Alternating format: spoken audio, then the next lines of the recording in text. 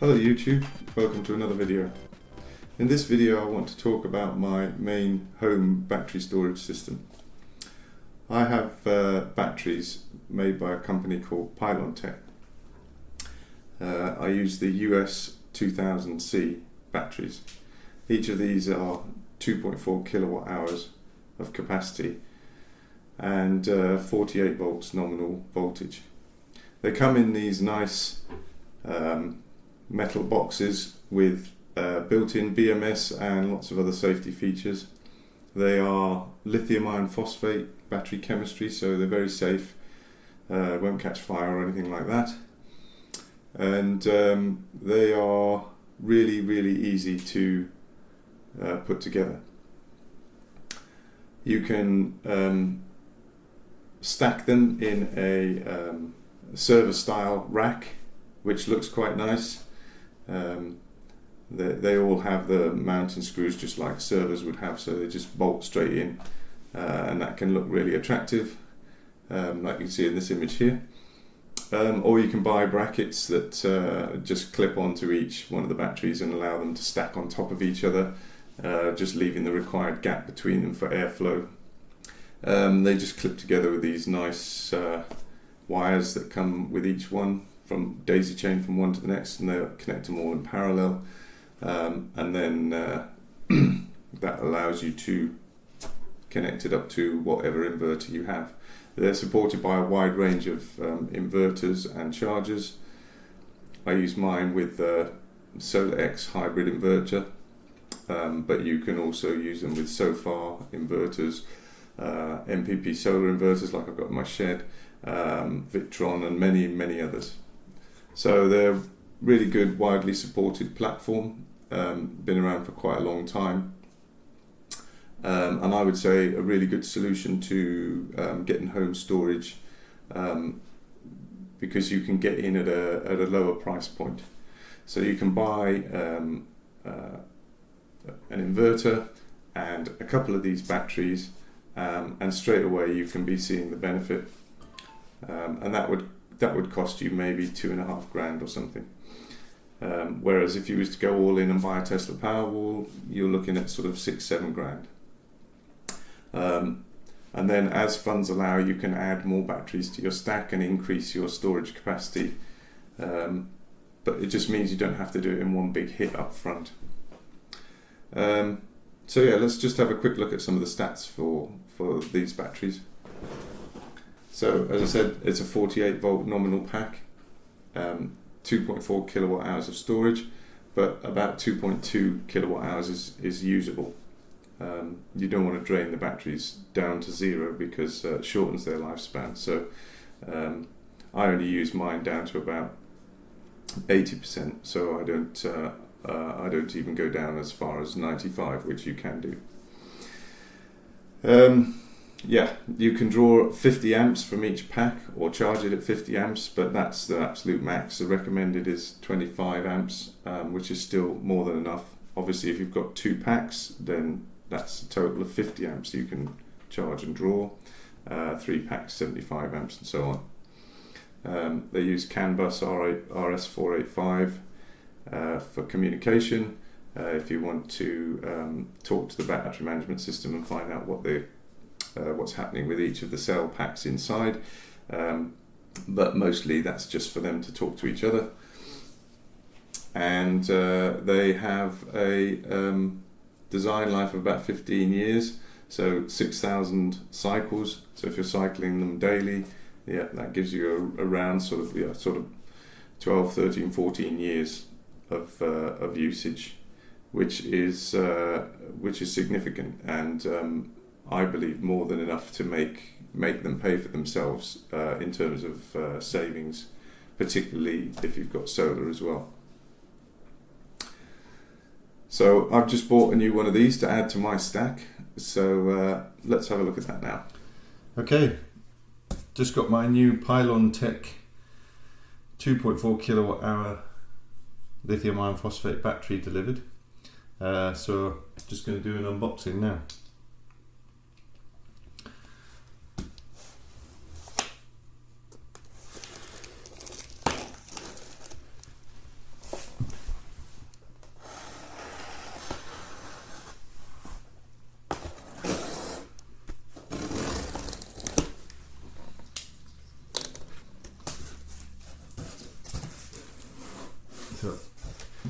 we go.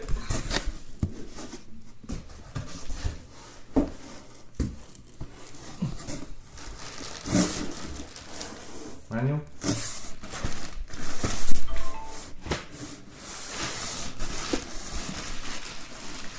Cables. These are used to just parallel up one with the other, and an earthing cable to bond all the batteries together to work. Communications cable. Again, this daisy chains from one battery to the next, so that the BMSs can all talk to the inverter, or the inverter.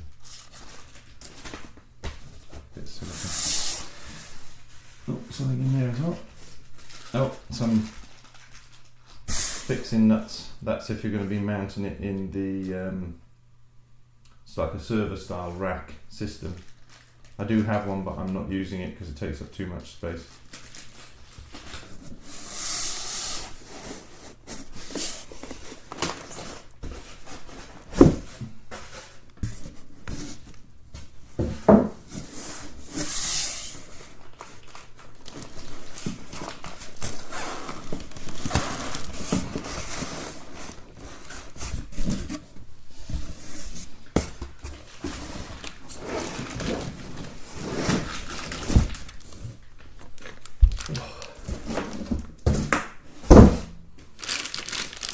So,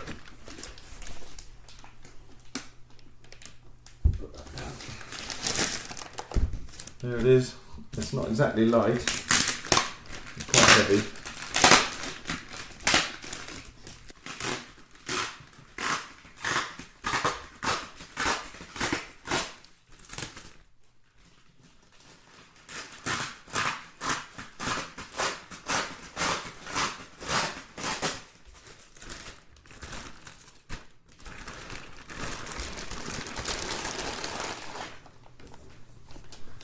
There you go.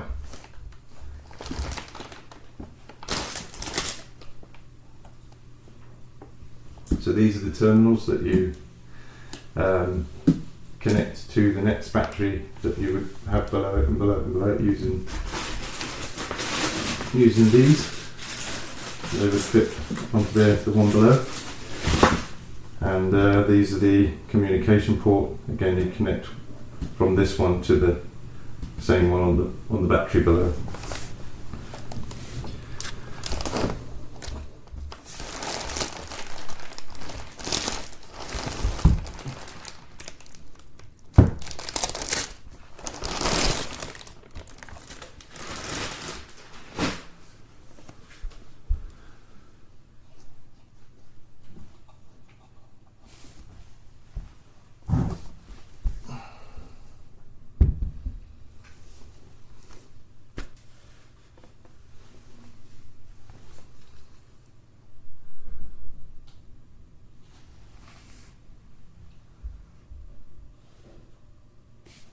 So the first thing we want to do is check the voltage. These batteries are usually delivered at a 50% or so state of charge. So before I can connect it up to the ones that I've got in service already, I need to match the voltage, make sure they're all at the same voltage. So first let's find out what voltage this one's at.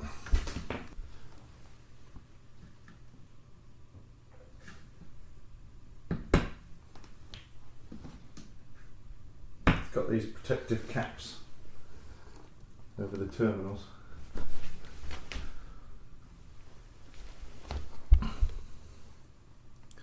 Let's see what we've got.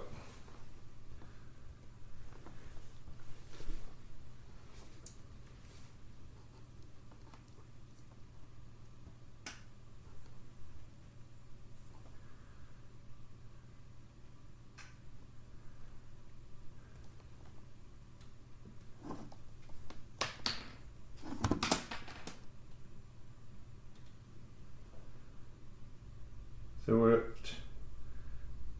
49.9 volts.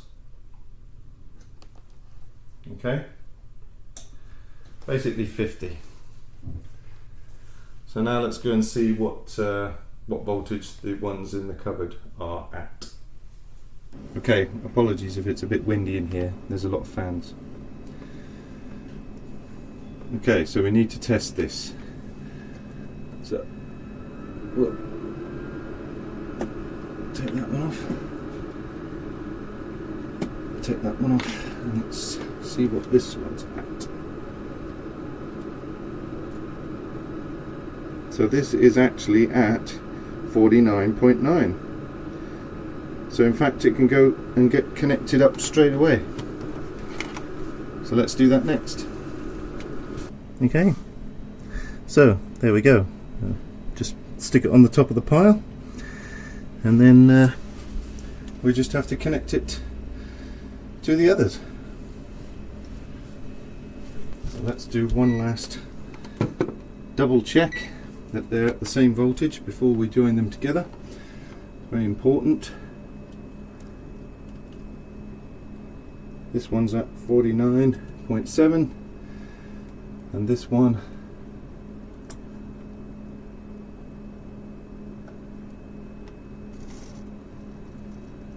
is at 49.9, so close enough. So first thing to do is switch all of these off.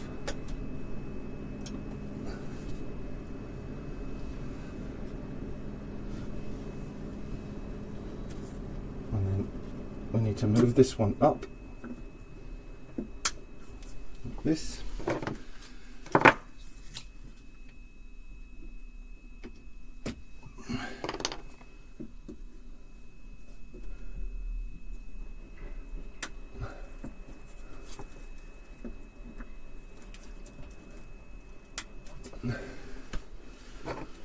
These just pop on.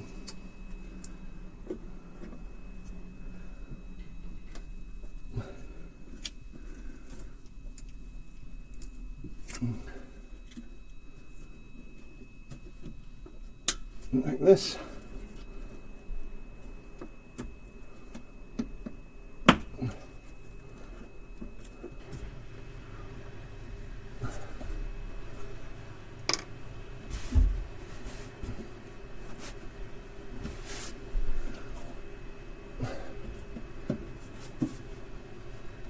Like that,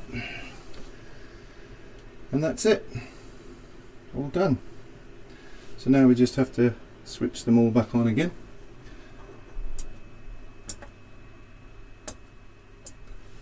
And before we start them up, I'm going to attach the communications cable, like you can see here. We connect that one to there. And it goes from the top one into the bottom one, like that. And then we just start them all up by pressing them all the start buttons at the same time. Turn that back on.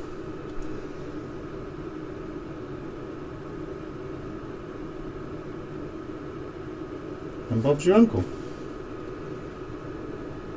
So really simple, nice and easy system to add storage to an existing battery bank, you know, as funds allow. Just buy another one of these when you need to, and as long as you check the voltages are matched before you put them together, it's as simple as that. You just join them together and you're good to go. Another 2 kilowatt hours of usable storage.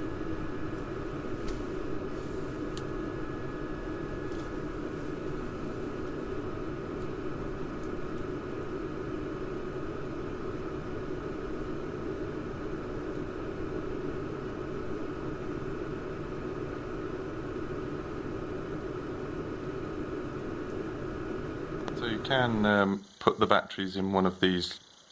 It's like a server rack. I have got this one, but I don't use it because it takes up too much space. But yeah, you just, inside here you've got, you know, mounting points, so you can just mount a whole stack of them in there and make them look nice. It's great if you've got the space for it, but it just doesn't fit underneath the stairs. Okay, well, that's it for this video. I hope you found that interesting. As you can see, these are quite a flexible home storage system, and I think a good alternative to something like a Tesla Powerwall, because it just gives you that lower price of entry.